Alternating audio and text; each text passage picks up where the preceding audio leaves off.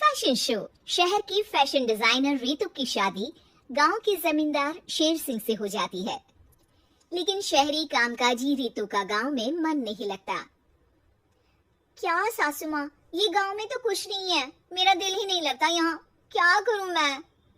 अरे बेटा, जहाँ पति का कारोबार, बीवी तो वही अच्छी लगती है ना। अब हम लोग इतने पैसे वाले हैं कि गांव में मेरे बेटे लायक लड़की ही नहीं मिली। अरे माँ, मैं तो ये बोल रही हूँ कि क्या करूँ जिससे मेरा थोड़ा दिल लगे। अरे बेटा, मैं भी शहर की थी, यहाँ आकर मैंने गांव में स्कूल खोल लिया। बच्चों को पढ़ाती थी तो मन लग जाता था। तू भी कुछ देख ले जिससे गांव की बहू बेटियों का भला हो जाए और तेरे जमींदार ससुर जी का नाम भी हो जाए। रितु क्या करती? फैशन डिजाइनिंग वाले कपड़ों को गांव की औरतों पर कैसे ट्राई करती। लेकिन एक दिन, अरे क्या बात है डार्लिंग, बड़ी जल्दी उठ गई। और ये हाथ में फेविकॉल और कागज, कहाँ जा रही हो?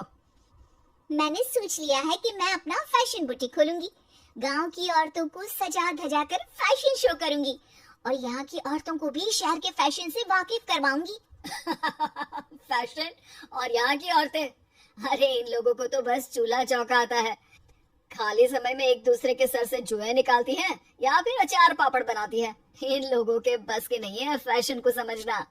लेकिन रितु मानती नहीं।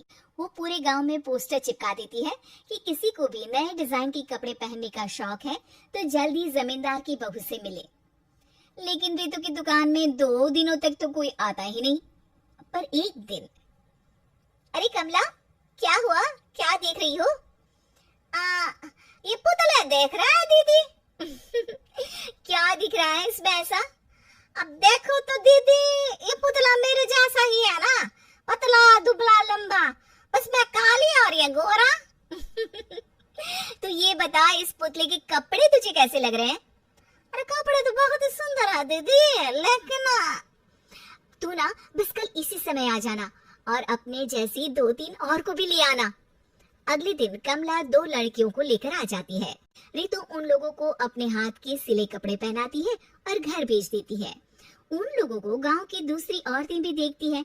और फिर क्या, अगले दिन रितु जब दुकान खोलती है तो सामने बहुत सी औरतें उसके बनाए डिजाइनर कपड़े पहनने को तैयार खड़ी होती हैं। तुम लोगों को कपड़े के साथ ही हल्के मेकअप और स्किन केयर की भी क्लास देनी पड़ेगी। रितु गांव की औरतों को फैशन का ज्ञान देने में लग जाती है। एक दिन रितु का पति कहता है, अरे रितु, तुम्हारी फोटो पेपर में आई है। क्यों भाई, ऐसा क्या कर दिया मैंने? क्या लिखा है? अरे लिखा है गांव में होगा अब फैशन वीक। अरे हाँ, कल ना कोई फोन आया था मीडिया वालों का, तो मैंने भी बोल दिया कि फैशन शो तो अब गांव में होगा। लग रहा है उसी की खबर बना दी है। तभी रितु को एक फोन आता है। हेलो, कौन बोल रहा है? जी मैं काम्या बात कर रही हूँ, लक्ष्मी फैशन वीक से। हम लोगों ने आपका काम देखा।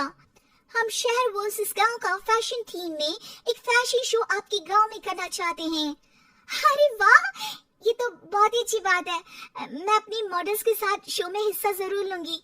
बस अब क्या था, वो दिन भी आ जाता है जब रितु की गांव की गोरी शहर की छोरी के साथ स्टेज शो में हिस्सा लेती है। शो के बाद, अरे आपकी वो जो कलेक्शन है ना, मैं उसकी पूरी सीरीज खरीदना चाहती हूँ। सच में आपने वो कपड़े डिजाइन करे जो आज के लोग आसानी से घर और बाजार में पहन सकते हैं और बजट में भी है। हम भारतीयों के लिए तो ये डिजाइन बेस्ट है जी। वैसे आपने क्या सोचकर ये कपड़े बनाए और आप इसे कितना आगे और लेकर जाना चाहती हैं? औरतें और फैशन एक दूसरे के पर्यायवाची है, तो ये किसने कहा कि गांव की औरतों को डिजाइनर कपड़े पहनने का हक नहीं? मेरा मानना है कि शौक सभी औरतों में होता है। जरूरत है तो बस उसे जगाने की, उनके हिसाब और बजट के कपड़ों की, जो मैंने बनाए और सबको पसंद भी आए। अब रितु का गांव हर जगह प्रसिद्ध है, ना सिर्फ रितु के लिए बल्कि वहाँ की औरतों की फैशन के लिए भी।